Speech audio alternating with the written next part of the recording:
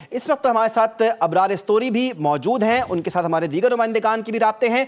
अबरार बताइएगा कि इस वक्त हमने जीबी से देखा हल्का 1, 2, 5, 20 से ख़ास तौर पे खासे इंपॉर्टेंट हल्के हैं। यहाँ से नून लीग लीड कर रही है, पीपल्स पार्टी ने कई हल्कों से लीड किया है। बताइएगा इस वक्त सूरत हाल कहाँ तक पहुँची है, और इसके अलावा ये भी बताइएगा कि आज़ाद उम्मीदवारों ने भी खासा इंप्रेसिव शो प्रेजेंट किया है, उनकी क्या सूरत हाल रही?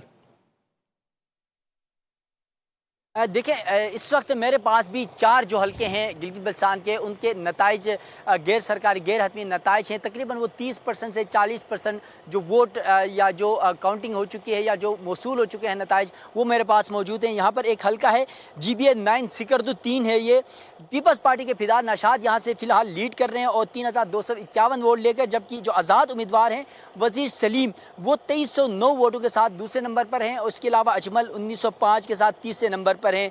जबकि इसी तरह खरमक GBA 11 में 51 पोलिंग स्टेशन में से 17 पोलिंग स्टेशन का जो गैर हतमी नतीजा है उसके मुताबिक इकबाल हसन है पीपल्स पार्टी के उम्मीदवार, वो 2934 वोट के साथ पहले नंबर पर हैं। जबकि मोहसिन रजवी जो मुस्लिम लीग नून के उम्मीदवार हैं वो 1880 के साथ दूसरे नंबर पर हैं। इसी तरह एक और हल्का है गांचे का, और यहाँ पर कुछ देर पहले कामरान ने बताया था भी इंजीनियर इस्माइल जो पिछले 30 साल से लगातार इलेक्शन जीत रहे हैं वो इस वक्त दूसरे नंबर पर हैं। जबकि जो पहले नंबर पर असद शफीक हैं और ये आज़ाद उम्मीदवार भी हैं और मुस्लिम लीग नून के हिमायत याफ्ता भी हैं, ये 4419 वोट के साथ पहले नंबर पर हैं। जबकि इंजीनियर इस्माइल पीपल्स पार्टी के उम्मीदवार 2830 वोटों के साथ दूसरे नंबर पर हैं। इसके अलावा सदाकत हैदर हैं आज़ाद 1550 वोटों के साथ तीसरे नंबर पर हैं। और इसी तरह अस्तौर हल्का 1 का मैंने कुछ देर पहले बताया था, बस के अस्तौर हल्का 2 के भी कुछ नताइज जो 21 पोलिंग स्टेशन के आ चुके हैं। उसके मुताबिक शमसुल हक लोन इस्तेकाम पाकिस्तान पार्टी के उम्मीदवार हैं, साबिक वज़ीर दाखिला भी हैं, और वो 3180 वोट्स के साथ पहले नंबर पर हैं। जबकि राना मोहम्मद फारूक मुस्लिम लीग नून के उम्मीदवार हैं और ये 3049 वोट के साथ दूसरे नंबर पर।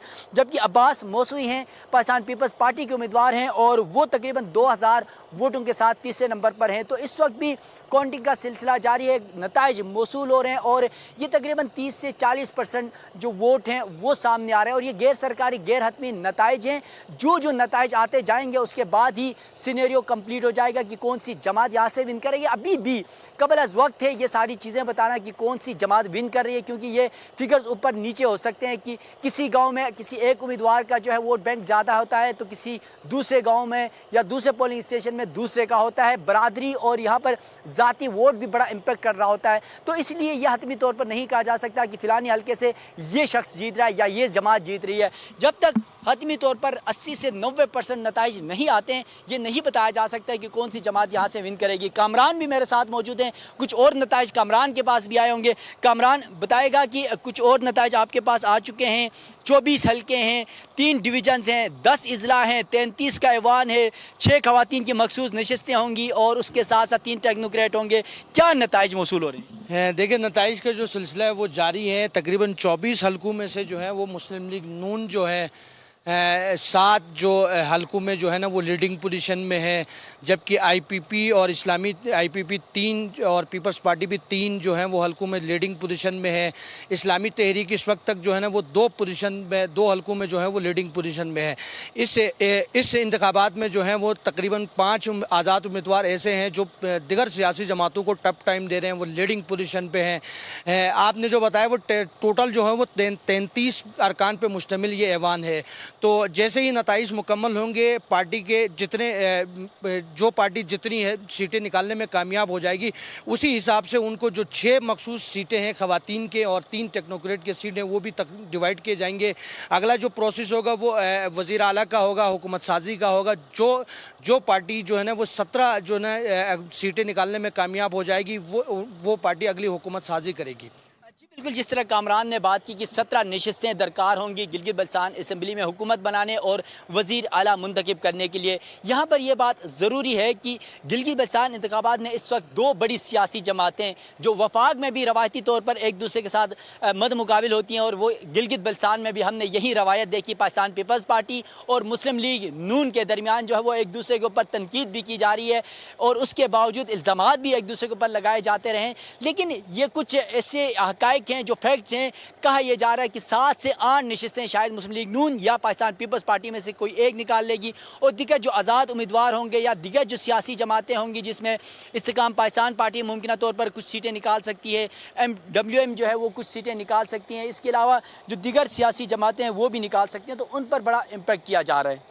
ठीक, अबरार ये बताएगा, जैसे कि हम देख रहे हैं इस वक्त यहाँ पे 7 हलकों से अभी कामरान ने बताया कि नून लीग जो है वो लीड कर रही है, बकिया हलके जो हैं पीपल्स पार्टी और दीगर आज़ाद उम्मीदवारों ने जो है वो डिस्ट्रीब्यूट कर दिए हैं अपने दरमियान।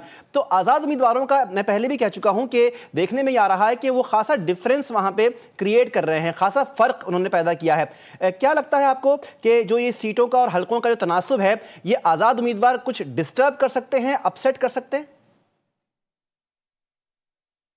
जी देखिए, अगर हम माजी में थोड़ा सा चले जाएं तो गुज़िश्ता जो इलेक्शन था 2020 का, उसमें पाकिस्तान तहरीक-ए-इंसाफ ने हुकूमत बनाई थी और पाकिस्तान तहरीक-ए-इंसाफ के पास 7 से 8 नशिस्तें वो जीत चुके थे, और उसके बाद उन्होंने जो आज़ाद उम्मीदवार थे उनको अपने साथ मिलाकर हुकूमत बनाई थी गिलगित बल्तिस्तान के अंदर। फिर मजलिस वहदतुल मुस्लिमीन भी उनके साथ कोलिशन में थी। इस बार भी यहाँ पर हम देख रहे हैं कि जो इस्तेकाम पाकिस्तान पार्टी है, इस्लामी तहरीक है, इसके अलावा जो दिगर जो जमातें मजलिस वहदतुल मुस्लिमीन है और आज़ाद उम्मीदवार होंगे, वो अगर उनमें से कोई नशिस्तें निकालने में कामयाब होते तो उनको मिलाकर चाहे मुस्लिम लीग नून हो, चाहे पाकिस्तान पीपल्स पार्टी हो, वो यहाँ पर हुकूमत बना सकते हैं। तो यकीनन ये सब दार-मदार उन आज़ाद 2 से 4 उम्मीदवार जीत सकते हैं, उनके ऊपर भी है, और ये जो दिगर सियासी जमातें हैं उनके ऊपर भी एतमाद किया जा रहा है। तो गिलगित बल्तिस्तान की 24 नशिस्तों में बड़ा तगड़ा मुकाबला है, और अभी भी इस वक्त भी वोटिंग के बाद जो नताइज हमें मौसूल हो रहे हैं वो तकरीबन 25-30%, कहीं 40%, कहीं 50% नताइज अभी तक हमारे पास आ चुके हैं। दूर दराज इलाके हैं,